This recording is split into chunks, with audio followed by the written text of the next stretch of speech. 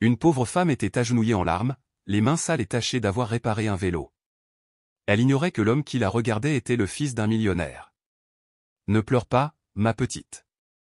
Je réparerai ton vélo, même si c'est la dernière chose que je ferai, dit doucement Claire Suarez, accroupie près du garçon au visage maculé de poussière, sans prêter attention à sa robe beige autrefois élégante, maintenant tachée et déchirée.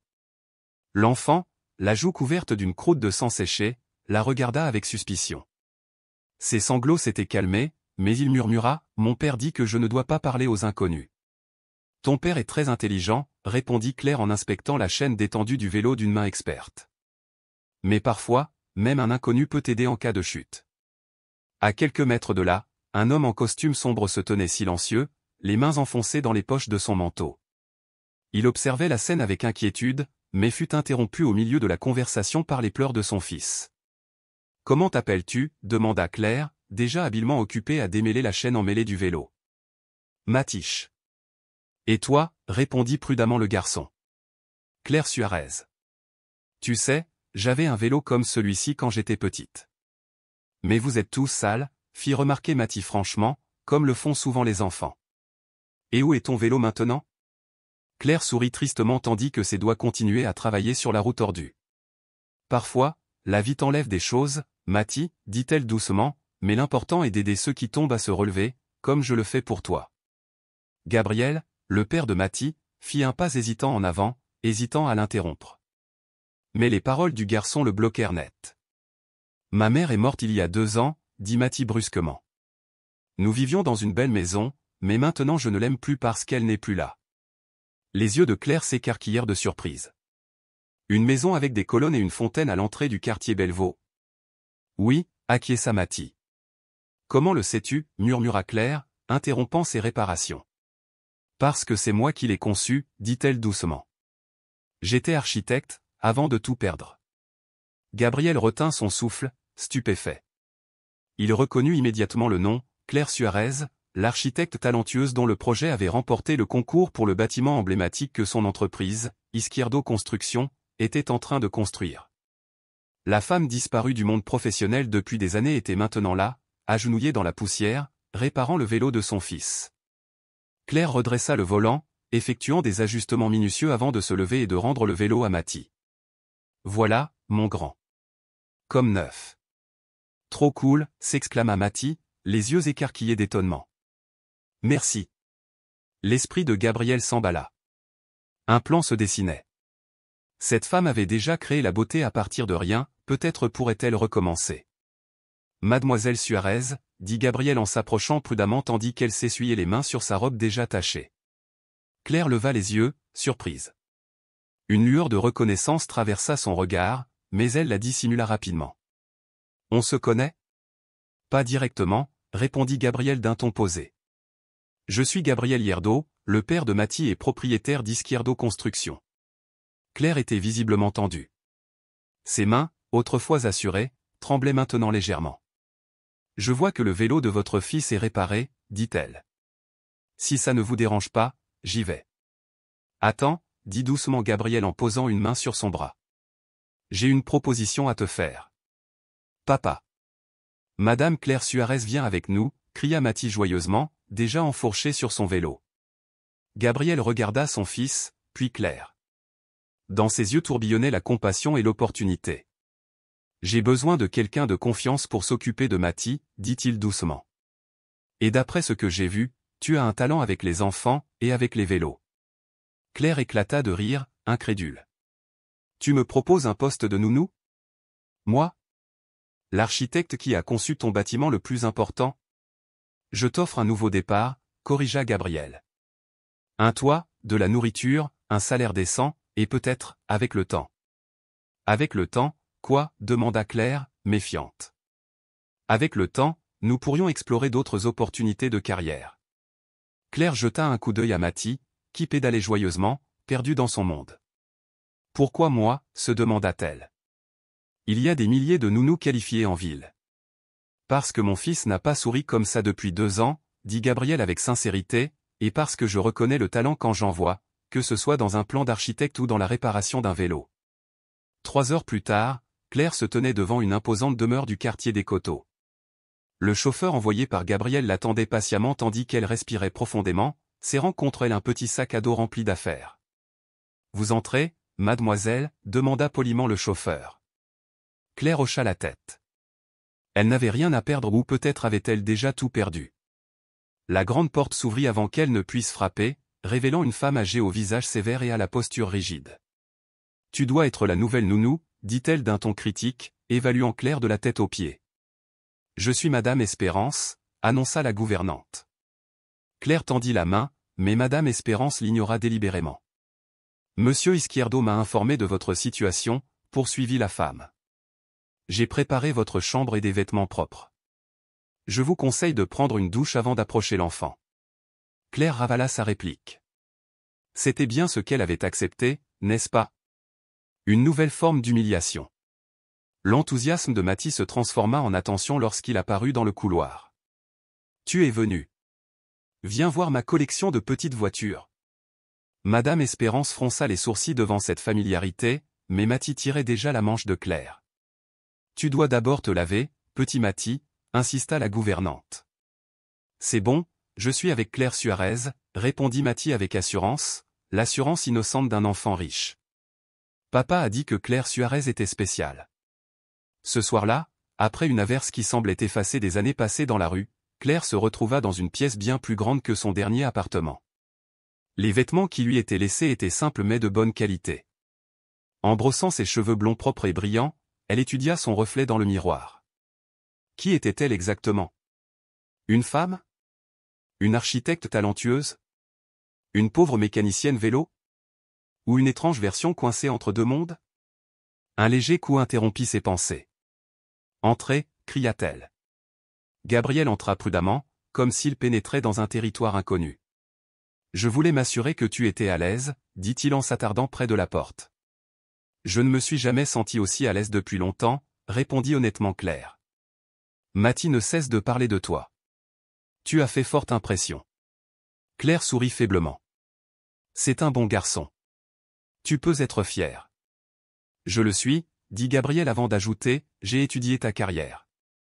Tu étais brillant. » « C'est vrai » acquiesça Claire, le passé lourd sur la langue. « Que s'est-il passé ?»« La vie » dit-elle doucement. « Mon frère est tombé malade d'un cancer. J'ai tout abandonné pour m'occuper de lui. Puis la crise économique a frappé, suivie d'un investissement désastreux, et finalement, je me suis fait arnaquer. Soudain, je n'avais plus de filet de sécurité. » Gabriel pencha la tête pensivement. « S'il vous plaît, appelez-moi Gabriel, » dit-il. Un silence gêné régnait entre eux. « Pourquoi m'as-tu vraiment amené ici ?» demanda finalement Claire. « Et ne dis pas que c'est juste à cause de Mathie. » Gabriel la regarda droit dans les yeux. « Parce que je sais quand le talent est gâché, et peut-être parce qu'on peut s'entraider. » Avant que Claire Suarez puisse répondre, Mathis apparut dans l'embrasure de la porte, en pyjama. « Tu veux me raconter une histoire, Claire Suarez ?» demanda-t-il, les yeux implorants. « Papa est toujours très occupé. » Gabriel parut brièvement gêné. Claire observa le père et le fils, remarquant le vide invisible qui les séparait. « Bien sûr, mon cher » répondit-elle avec un sourire chaleureux, utilisant le surnom affectueux qu'elle avait déjà adopté. « Mais d'abord, si on invitait ton père à l'écouter avec nous ?» Mathis lança un regard plein d'espoir à son père.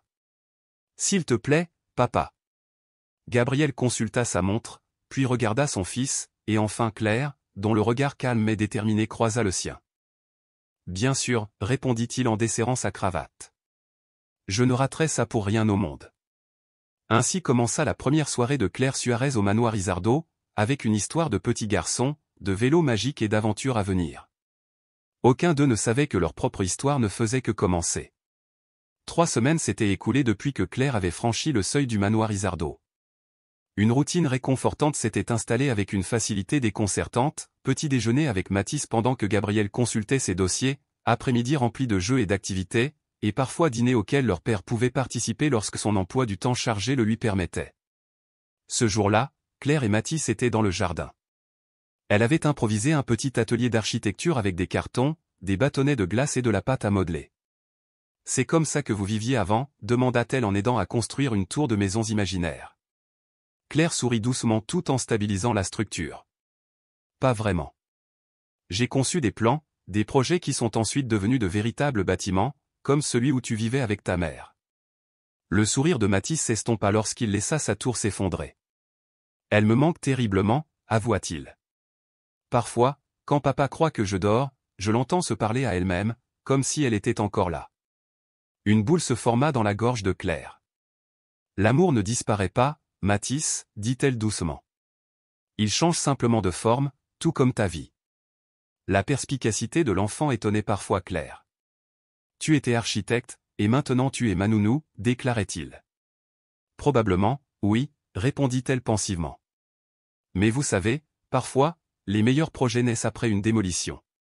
Depuis la fenêtre de son bureau, Gabriel les observait. En quelques semaines seulement, Claire avait transformé son fils. Autrefois renfermé et triste, Mathis riait, posait des questions et trouvait même le courage de remonter sur un vélo. Gabriel sourit malgré lui. Ce genre de changement ne lui était pas arrivé depuis la mort de Laura. Un coup frappé à la porte interrompit ses pensées. « Entrez, dit-il. » Richard Valence, associé de Gabriel depuis l'université, fit son entrée. Grand, avec une coiffure impeccable et un costume impeccable, Richard incarnait la réussite absolue. Gabriel l'accueillit avec un enthousiasme légèrement exagéré.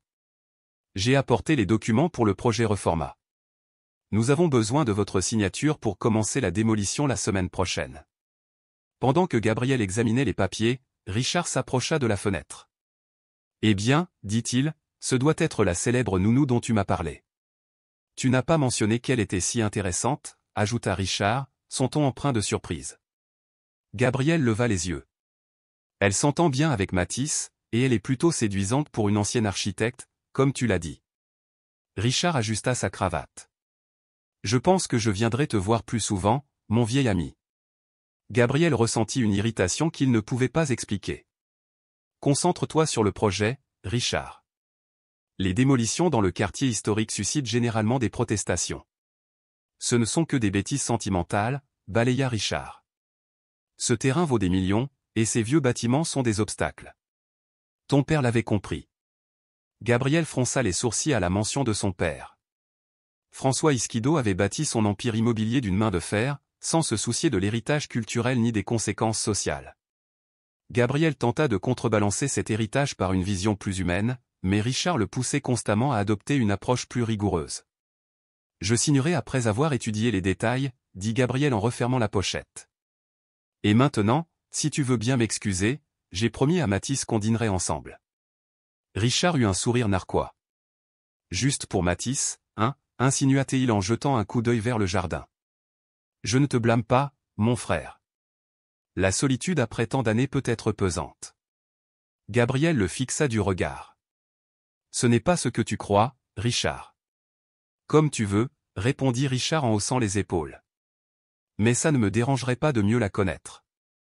Peut-être l'inviter à dîner. »« Elle travaille pour moi, » rétorqua Gabriel, plus sèchement qu'il ne l'aurait voulu. « Tu deviens territorial, » plaisanta Richard en se dirigeant vers la porte. « Du calme, Gabriel. C'était juste une blague. À demain à la réunion du conseil d'administration. » Après le départ de Richard, Gabriel regarda par la fenêtre. Claire aidait Mathis à faire du vélo dans le jardin.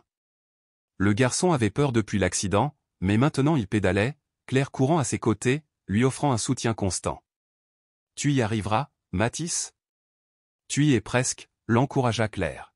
« Regarde, papa, » cria Mathis en apercevant son père à la fenêtre.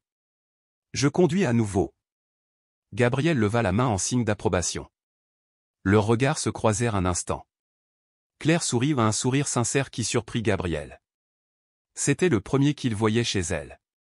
Ce soir-là, après avoir couché Mathis, Claire se dirigea vers sa chambre mais s'arrêta lorsqu'elle aperçut Gabriel dans le salon, en train de regarder de vieilles photos. « Désolée, je ne voulais pas vous déranger, » dit-elle en se préparant à partir.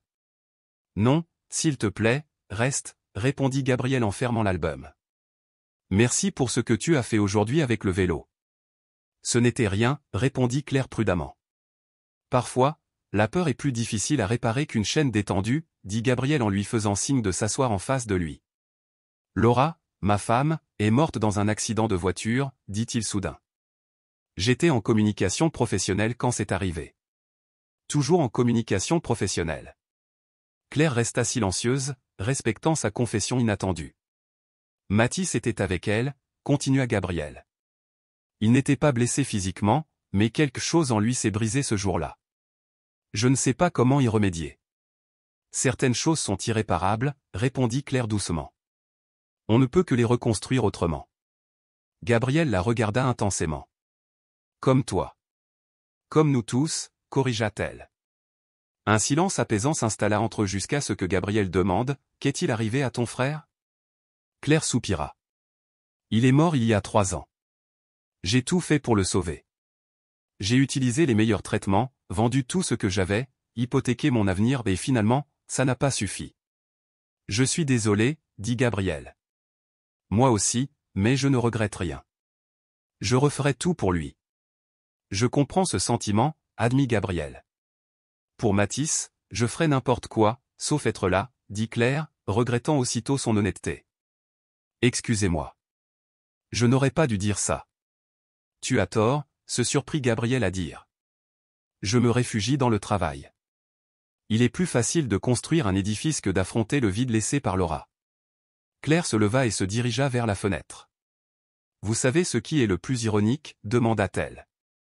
J'ai conçu ce bâtiment à Palenco en pensant à des espaces qui réuniraient les familles. Maintenant, je vis dans un manoir conçu pour séparer les gens. Elle sourit tristement. Tant de pièces, tant d'espace, et si peu de communication. Gabriel n'avait jamais pensé à sa maison de cette façon. Il l'observait tandis qu'elle fixait la nuit à travers la grande baille vitrée. La faible lumière de la lampe éclairait son profil. Pour la première fois depuis 2 ans, quelque chose bougea en lui inconfortable, mais apaisant à la fois. Claire Suarez, dit-il doucement. Merci. Merci d'avoir aidé Mathis à remonter sur son vélo.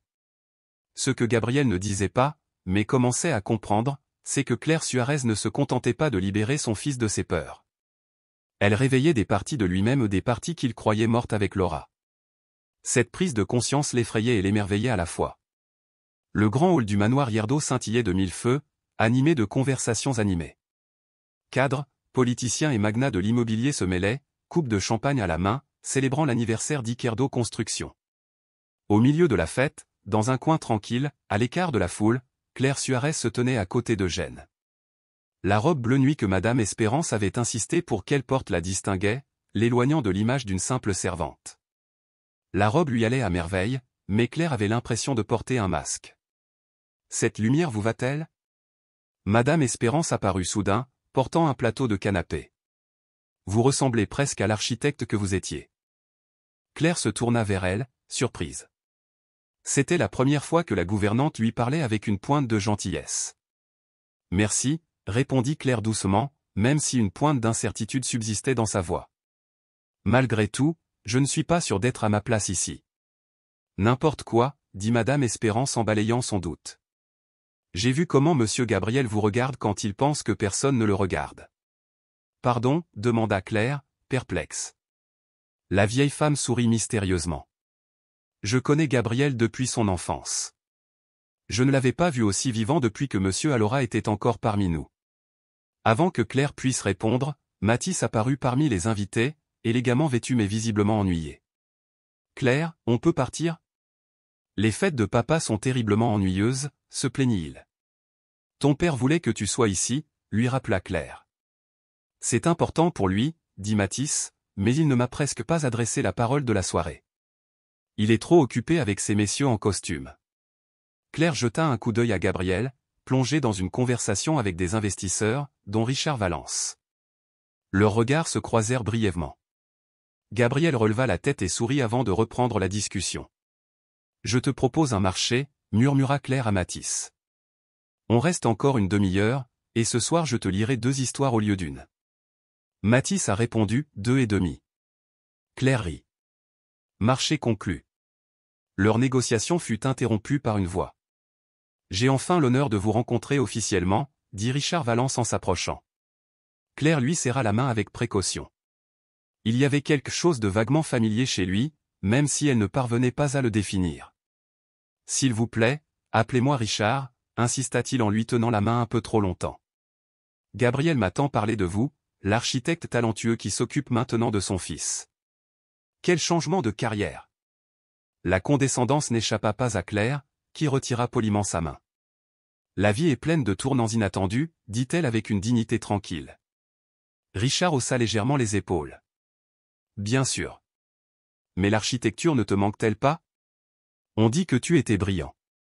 Matisse est un projet bien plus important que n'importe quel bâtiment, répondit Claire en posant une main protectrice sur l'épaule de l'enfant. C'est touchant, sourit Richard, même si la chaleur n'atteignit jamais son regard. Mais je suis sûr qu'un esprit comme le vôtre est toujours attiré par les grands projets, comme notre projet au cœur du centre historique. Une reconstruction urbaine complète. Cette mention serra le cœur de Claire. Gabriel ne lui en avait encore rien dit. Richard semblait savourer l'instant, la voix pleine de fierté. Le projet de construction le plus ambitieux de Quéros à ce jour. La démolition commence la semaine prochaine. Dans quel quartier exactement? Demanda Claire prudemment. Tout le pâté de maisons entre Rumizone et Régine, dit Richard d'un ton dédaigneux. De vieux bâtiments, sans réelle valeur. On les remplace par un complexe ultramoderne. La voix de Claire tremblait lorsqu'elle répondit, c'est précisément là que j'ai vécu avec mon frère. Là où reposent mes derniers souvenirs de dignité. Ces bâtiments ont une valeur historique et culturelle. L'expression de Richard s'illumina d'impatience. Certains remontent au XVIe siècle, certes. Mais le progrès exige des sacrifices. Le véritable progrès respecte l'identité tout en construisant l'avenir, a répondu Claire avec fermeté. Ces mots ont capté l'attention des invités présents. Gabriel s'approcha doucement et ajouta, un point de vue intéressant.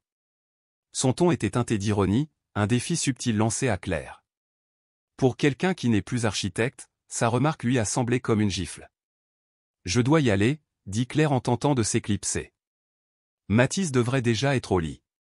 Attends, l'interrompit doucement Gabriel. J'ai une annonce à te faire, et je veux que tu sois présente.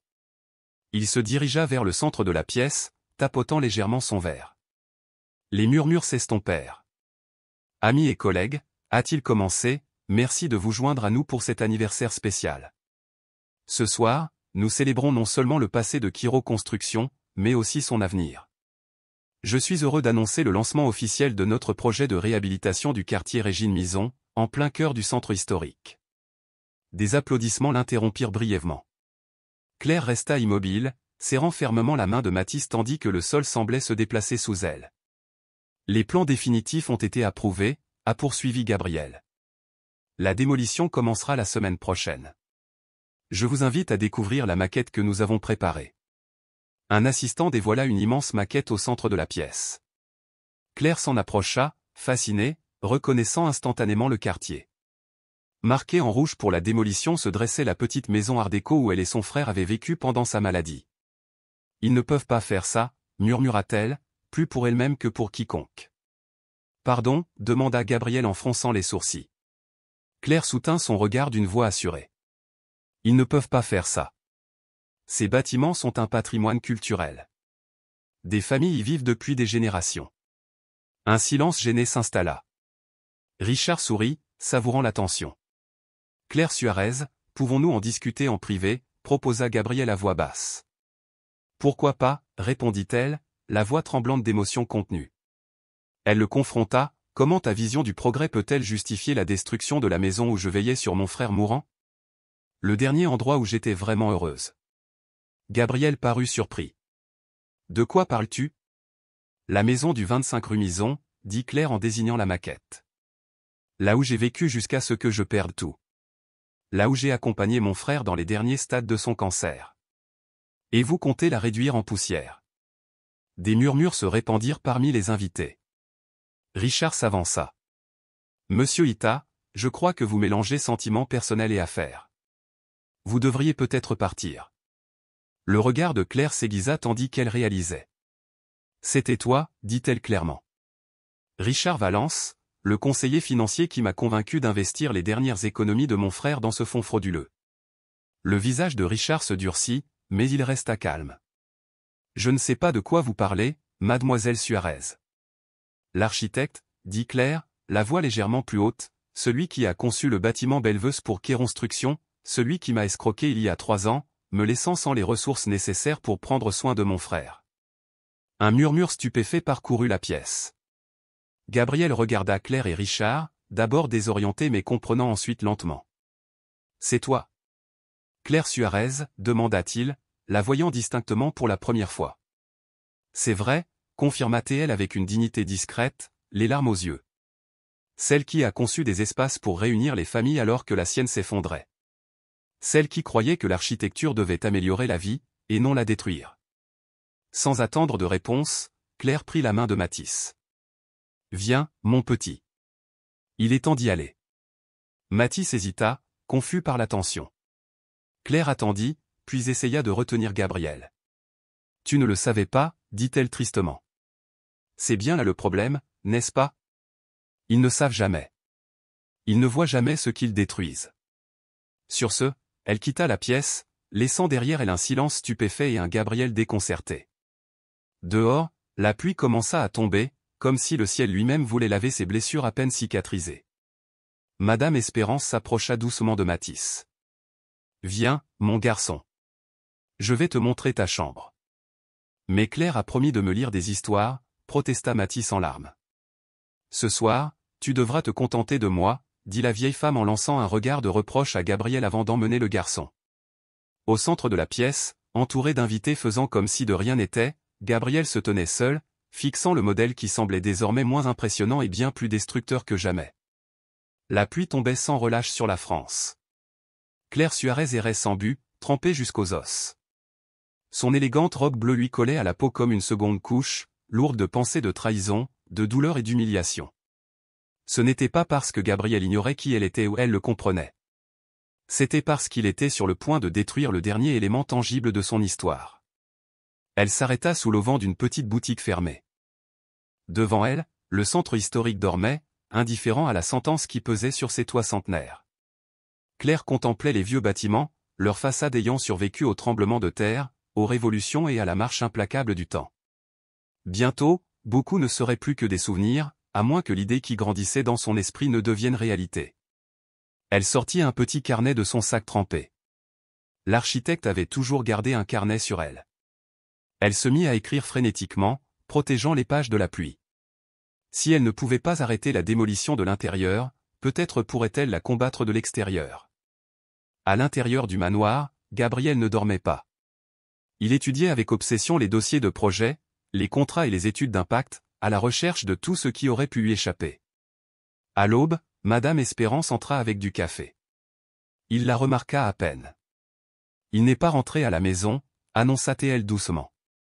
Gabriel leva les yeux, distrait. « L'enfant l'a réclamé toute la nuit », poursuivit-elle. Il s'est endormi en pleurant. Pour la première fois, le sang-froid de Gabriel se brisa. « Je sais », murmura-t-il. « J'ai entendu et je n'ai rien fait. » « Qu'aurais-tu pu faire, Espérance ? » Elle est partie. La vieille femme a claqué la tasse sur la table, renversant du café. « Bien sûr que tu aurais pu faire quelque chose. Partir à sa recherche comme un vrai homme. » Gabriel le regarda, stupéfait. Madame Espérance ne lui avait jamais parlé ainsi. « Je ne sais pas où elle est, » admit-il, sachant à quel point son excuse semblait faible. « Dans la rue, sous la pluie, sans argent et nulle part où aller, » dit-elle avec une amertume débordante. « Exactement la situation dans laquelle vous l'avez trouvée, mais avec le cœur encore plus brisé. »« Je ne voulais pas ça, » murmura Gabriel. « Tes intentions importent peu, » répondit-elle d'un ton sévère. « Ce sont tes actes qui comptent. » Elle se dirigea vers la porte. « Je vais préparer le petit déjeuner pour Mathis. Il mérite un semblant de vie normale. » Lorsque la porte se referma, Gabriel enfouit son visage dans ses mains. Comment suis-je arrivé ici? Il a étudié les documents jusqu'à ce qu'un nom ressorte, Richard Valence. Les mots de Claire Suarez résonnaient dans son esprit, celle de la conseillère financière qui l'avait convaincu d'investir ses dernières économies. Il a attrapé son téléphone et a composé un numéro urgent. Je souhaite obtenir toutes les informations disponibles sur Claire Suarez et sur tous les investissements gérés par Richard Valence au cours des 5 dernières années. C'est urgent. Une semaine plus tard, le centre historique bourdonnait d'une activité inhabituelle. Des affiches et des slogans sont apparus sur les façades et les lampadaires, non à la démolition, l'histoire ne peut pas être détruite. Vêtue de vêtements empruntés mais animée d'une énergie retrouvée, Claire Suarez a rassemblé les habitants sur la place centrale. Nous ne pouvons pas laisser nos racines être détruites, leur a-t-elle dit. Ces bâtiments ne sont pas que des pierres et du mortier, ils sont notre mémoire collective. Mais que pouvons-nous faire contre une entreprise aussi puissante, demande une femme âgée, le visage marqué par une vie passée dans le quartier. Résistons ensemble, dit Claire avec fermeté. Il existe une autre voie pour progresser, une voie qui n'efface pas notre passé. Claire étala les plans sur une table improvisée.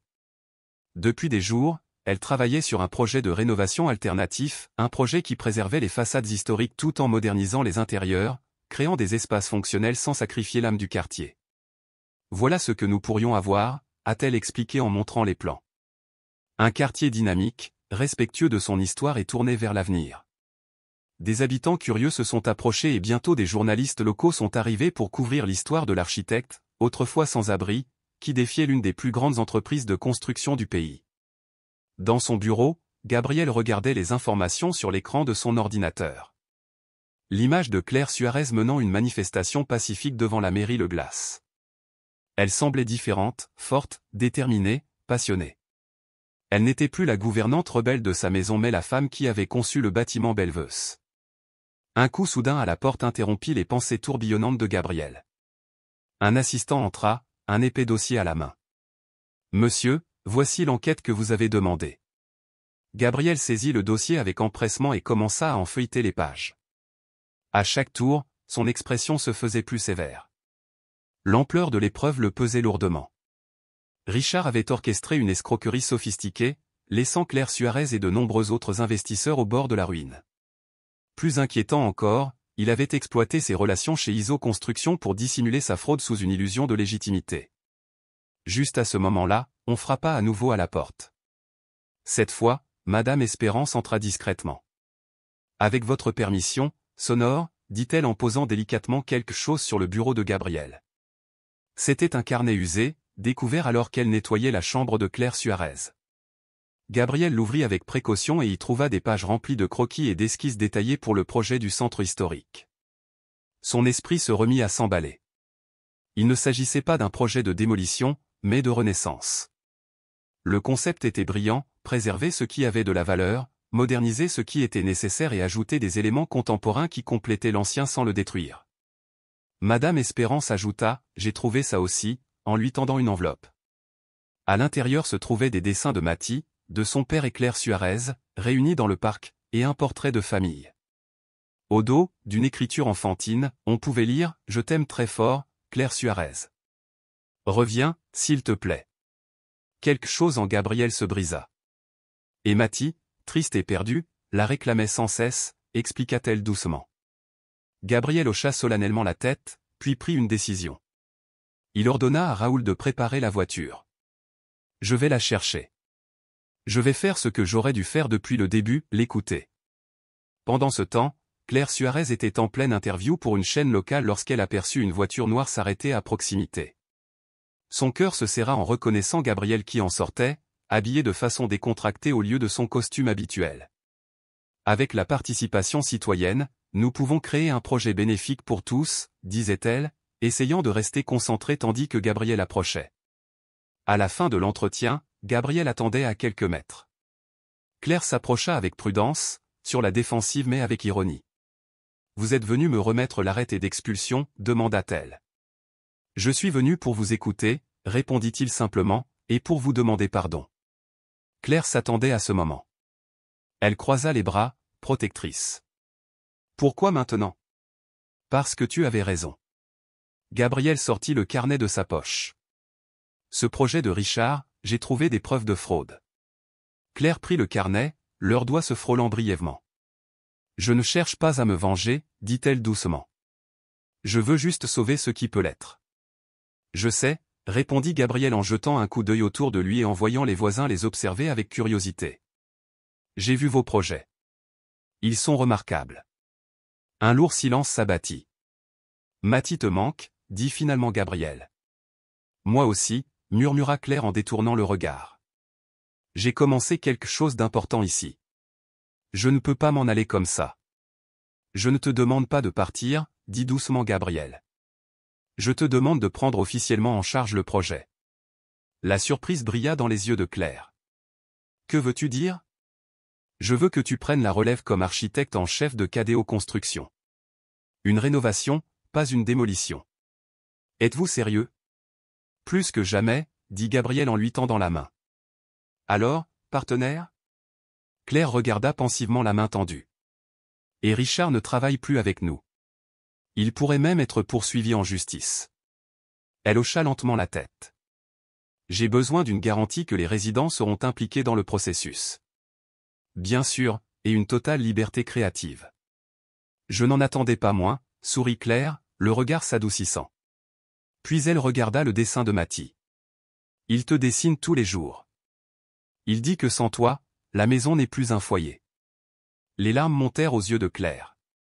Je ne me sens pas chez moi sans lui non plus. Leur moment fut interrompu par une voix d'enfant. Claire Suarez.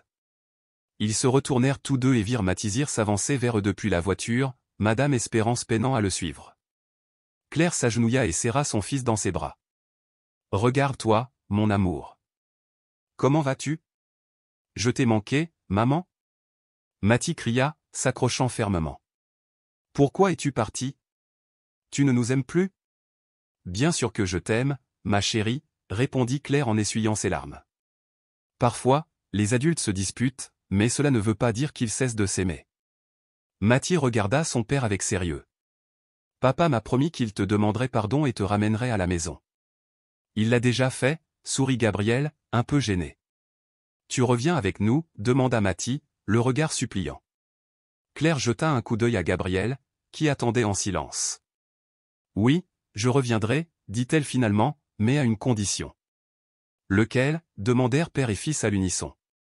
Laissez-moi redessiner non seulement ce quartier, dit-elle en désignant tout autour d'eux, mais aussi ma famille. Gabriel soutint son regard, comprenant la profondeur de ses paroles. Je crois que c'est le projet idéal, répondit-il doucement. Mathie, qui ne comprenait pas tout à fait le discours des adultes, mais percevait la joie, sursauta de joie. Trop cool. Claire rentrait chez elle.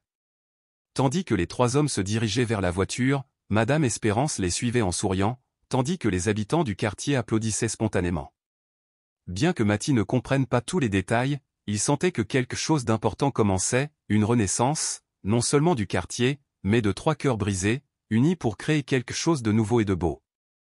Le doux soleil de novembre baignait les rues du centre historique, où échafaudage et travaux de construction avaient remplacé les banderoles de protestation. Claire Suarez, coiffée d'un casque de chantier et d'un bras en écharpe, a supervisé la restauration du bâtiment du 25 rue Reza. L'arche d'origine est parfaite, a-t-elle confié à un maçon. Exactement comme je m'en souvenais de l'époque où je vivais ici avec mon frère. Ce n'était pas facile, architecte, mais ça valait le coup, répondit l'homme avec fierté. Ces bâtiments ont une âme. Claire sourit en voyant la façade du Artco retrouver sa splendeur d'antan. L'intérieur était en cours de transformation en centre culturel communautaire. 6 mois s'étaient écoulés depuis son retour à la villa de Kierdo. Elle n'était plus gouvernante, mais directrice d'un projet de rénovation urbaine. Son téléphone vibra et un message de Gabriel lui parvint, Mathie a refusé de porter sa cravate pour la présentation. Il a dit qu'il ne ferait qu'obéir à vous. Claire répondit rapidement, dis-lui que s'il porte sa cravate, nous lui achèterons le kit de chimie qu'il désire tant. Quelques instants plus tard, la réponse arriva, ça a marché. Avec lui, tu es un magicien. On t'attend à la mairie à 17h. Claire rangea son téléphone en souriant. Au fil des mois, sa relation avec Gabriel avait évolué, d'abord partenaire professionnel, puis ami proche, puis quelque chose de plus profond, de tacite mais de ressenti. À la base des ouvriers, quelque chose d'étrange a été découvert sur le toit du bâtiment principal. Intriguée, Claire a suivi l'équipe. Sur le toit du vieux bâtiment où elle vivait avec son frère, les ouvriers ont découvert une structure cachée, une petite porte scellée, presque invisible à l'intérieur du mur. Je n'ai jamais rien vu de tel, murmura Claire en examinant la maçonnerie inhabituelle. J'ai passé des années dans ce bâtiment, dit le contremaître, surpris. On l'ouvre? Claire n'hésita pas, non, finissons ce qu'on a prévu pour aujourd'hui. Je m'en occuperai moi-même plus tard. En descendant l'escalier, une idée commença à germer. Elle se souvenait vaguement d'un espace particulier ou une surprise architecturale incluse dans les plans originaux, un secret jamais révélé aux clients. Peut-être était cela. À la mairie, Gabriel ajustait nerveusement sa cravate, attendant avec Mathie. Le jeune homme, qui allait bientôt avoir 9 ans, avait grandi et gagné en assurance. « Où est Claire Suarez ?» demanda Mathie pour la 3e fois. « Elle sera bientôt là », lui assura Gabriel. « Elle ne nous a jamais laissé tomber, n'est-ce pas ?» sourit Mathie. « Jamais », répondit le père en hochant la tête. « Papa, pourquoi ne demandes-tu pas à Claire Suarez d'être ta petite amie ?» demanda soudain Mathie. Gabriel faillit s'étouffer. « Pourquoi demandes-tu ça ? » « Parce que tu la regardes comme le père de Michel regarde sa nouvelle femme, » dit Mathie avec la franchise d'un enfant. « Et tu es plus heureux quand elle est là. »« Moi aussi. » Gabriel s'agenouilla devant son fils. « Souhaiterais-tu que Claire Suarez soit plus qu'une simple amie pour nous ? » « Bien sûr » s'exclama Mathie. « Elle fait déjà partie de la famille. Tu ne t'en es simplement pas encore rendu compte. » Un léger rire les interrompit lorsque Claire arriva, élégamment vêtue d'un tailleur crème, ses plans sous le bras et un sourire enjoué sur les lèvres. « Que sommes-nous censés comprendre ?» demanda-t-elle en haussant un sourcil. Mathie ouvrit la bouche pour répondre, mais Gabriel l'arrêta doucement, signalant qu'il était temps pour une entrée impromptue. La salle municipale était pleine à craquer, fonctionnaires, habitants, journalistes, hommes d'affaires, tous réunis pour assister à la présentation officielle du projet de relance. Au premier rang, Madame Espérance était assise fièrement, telle une grand-mère à une kermesse d'école. Lorsque Claire et Gabriel prirent la parole, un silence tendu s'installa. Depuis des mois, des rumeurs circulaient sur la collaboration entre l'architecte déchu et l'homme d'affaires. « Bonsoir à tous », commença Gabriel. « Aujourd'hui, nous présentons non seulement un projet résidentiel, mais une nouvelle vision pour notre ville, une vision qui respecte son histoire, honore ses habitants et construit un avenir pour nous tous. » Des applaudissements chaleureux et mesurés ont suivi. Lorsque Claire a pris le micro, son émotion était palpable, touchant même les sceptiques. Il y a un peu plus de 6 mois, je me tenais sous la pluie devant ces mêmes bâtiments, sans abri et désespéré, a-t-elle déclaré. Aujourd'hui, je prouve qu'il y a toujours une seconde chance, un autre projet possible, une autre façon de construire. Mathie a contribué à dévoiler la maquette du projet repensé. Au lieu d'un imposant gratte-ciel de verre, des bâtiments historiques restaurés ont été exposés, intégrés aux espaces publics, aux commerces locaux et aux logements sociaux. Le joyau de la couronne était une ancienne maison art déco transformée en centre culturel dédié aux artistes locaux. Après la présentation officielle, les invités se sont mêlés pour examiner les plans et poser des questions. Claire a répondu avec enthousiasme et compétence, tandis que Gabriel observait de loin, admirant sa confiance et son professionnalisme retrouvé. Une femme s'approcha de Gabriel et lui montra un plan. « Ma famille vit dans cette maison depuis 3 générations, dit-elle. Je pensais que nous devrions partir, a ajouté un autre. Merci de m'avoir écouté, dit Gabriel avec sincérité. Ne me remerciez pas, continua-t-il. C'est Claire qui nous a appris à écouter. Alors que la foule se dispersait, Claire rejoignit Gabriel et Mathie. J'ai une surprise pour toi, annonça-t-elle, les yeux pétillants. Mais nous devons aller au bâtiment Bellevaux maintenant, demanda Gabriel, surpris. Ce soir, absolument, insista Claire. Fais-moi confiance. Le soleil se couchait sur la France lorsque la voiture de Gabriel s'arrêta devant l'élégant bâtiment Bellevaux, le premier grand projet de Claire et l'endroit où Gabriel avait vécu avec Laura et Mathie. Nous ne sommes pas revenus ici depuis, commença Gabriel, mais Claire hocha la tête d'un air entendu avant qu'il ne termine. Je sais. C'est précisément pour ça que c'est important. Ils prirent l'ascenseur jusqu'au dernier étage. Claire les conduisit jusqu'à une porte de service donnant sur le toit. Lorsque j'ai conçu ce bâtiment, explique-t-elle en grimpant sur une échelle métallique, j'ai ajouté un élément secret et une surprise architecturale visible uniquement certains jours. Sur le toit, Claire les guida vers un mur apparemment ordinaire. La lumière du soleil couchant l'éclairait sous un angle particulier, révélant un motif géométrique à peine perceptible. On est le 13 novembre, dit Claire doucement. Tu sais quel jour on est, Mathie ? Le garçon réfléchit brièvement. Le jour où maman est morte, répondit-il. Gabriel regarda Claire avec étonnement. Comment le savais-tu ? Je l'ai étudié pendant la conception du bâtiment, explique-t-elle. Je voulais créer quelque chose de spécial, de significatif. Claire appuya sur une séquence précise du motif. D'un léger clic, une partie du mur s'écarta, révélant une entrée secrète. « Qu'est-ce que c'est » murmura Gabriel, émerveillé.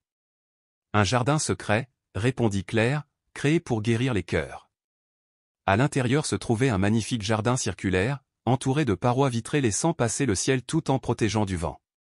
Plantes et fleurs s'épanouissaient, certaines grimpant au mur. En son centre, une fontaine murmurait une eau cristalline, baignée de la lumière dorée du soleil couchant. « C'est magnifique, » murmura Gabriel. « Comment ignorions-nous que cela existait ? Mon frère m'a inspiré, » a déclaré Claire tandis que Mathie explorait l'espace avec émerveillement. Pendant sa maladie, il rêvait d'un jardin sur le toit à un endroit où il se sentirait proche du ciel, tout en étant en sécurité. L'entrée ne s'ouvre que lorsque le soleil frappe à un angle très précis, ce qui se produit seulement quelques jours par an. « Comment as-tu su qu'aujourd'hui était un de ces jours » demanda Gabriel. « Je l'ai calculé lors de la conception du bâtiment. Aujourd'hui, c'est l'un d'eux. » Mathie cria depuis près de la fontaine, « Papa, Claire, venez voir. » Là, dans une petite niche en pierre, se trouvait une boîte en verre hermétique contenant une lettre écrite d'une élégante écriture. Le nom de Gabriel était calligraphié. « C'est l'écriture de Laura » dit Gabriel d'une voix tremblante. « C'est elle qui l'a trouvée. » Claire expliqua doucement, « Quand je lui ai montré le bâtiment terminé, je lui ai révélé le secret. Elle était jeune et passionnée d'architecture. Elle voulait me montrer qu'elle comprenait. Laura a promis de ne le dire à personne avant d'avoir trouvé cet endroit elle-même. » Gabriel ouvrit la boîte d'une main tremblante et en sortit la lettre. Des larmes coulèrent silencieusement sur ses joues. Finalement, il leva les yeux vers Claire. « Elle savait qu'elle était malade, » dit-il d'une voix brisée. « Elle ne me l'a jamais dit, car elle ne voulait pas m'inquiéter. C'est sa lettre d'adieu, mais aussi un souhait que nous retrouvions le bonheur. » Claire prit la main de Gabriel. Laura a découvert cet endroit quelques semaines avant l'accident. Elle comptait te le montrer. Gabriel regarda le jardin, puis son fils, et enfin Claire. « Je ne crois pas aux coïncidences, » dit-il doucement. « Que vous ayez trouvé Mathie dans ce parc, que vous soyez l'architecte de ce bâtiment, et que nous soyons ici maintenant, tout cela fait partie d'un projet plus vaste. » Mathie tendit la main et prit les leurs. « Je dois terminer ma maquette de compétition scolaire. » Claire ébouriffa affectueusement les cheveux rebelles de Mathie. « Encore 10 minutes, mon chéri.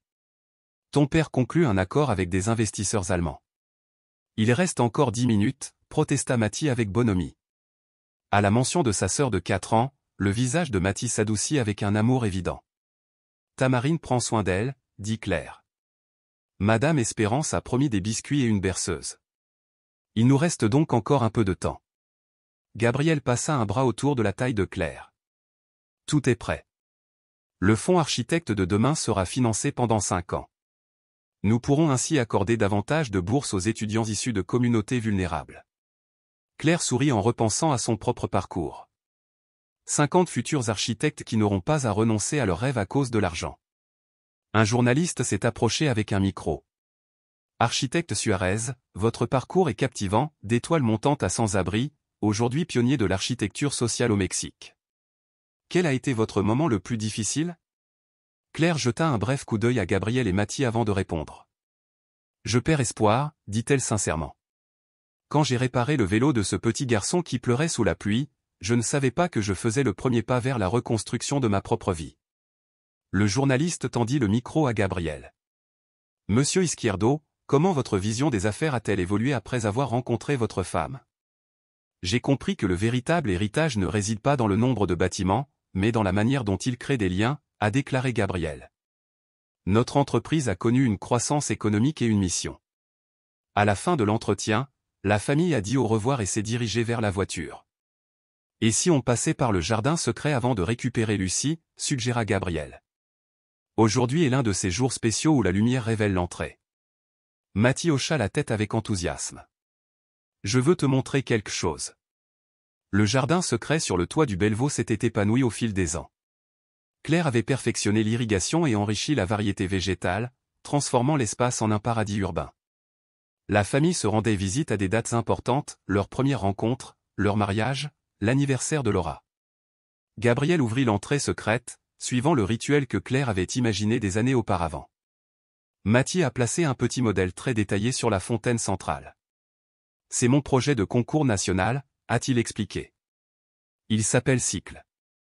Claire et Gabriel ont admiré la maquette, une place circulaire à plusieurs niveaux reliés par des rampes et des escaliers.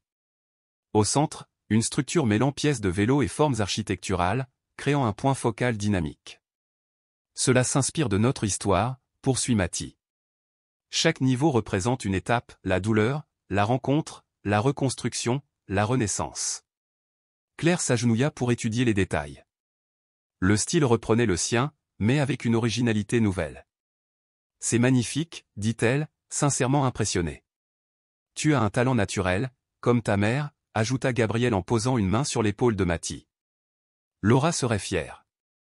Mathie sourit avec un mélange d'ouamer de tristesse et de gratitude. J'ai les souvenirs que tu m'as racontés d'elle, papa. Et Claire Suarez m'a appris à voir la beauté même dans les ruines. Claire serra son fils dans ses bras, se souvenant du garçon effrayé aux genoux écorchés qu'elle avait connu autrefois. Quand je t'ai trouvé avec ton vélo cassé, je n'aurais jamais imaginé que tu créerais des carrés inspirés de cette expérience. Tout a du sens maintenant, a déclaré Mathie avec sagesse, malgré son âge. Comme le dit grand-père Francis lorsqu'il vient d'Espagne, même les pierres les plus dures peuvent devenir les fondations de quelque chose de beau.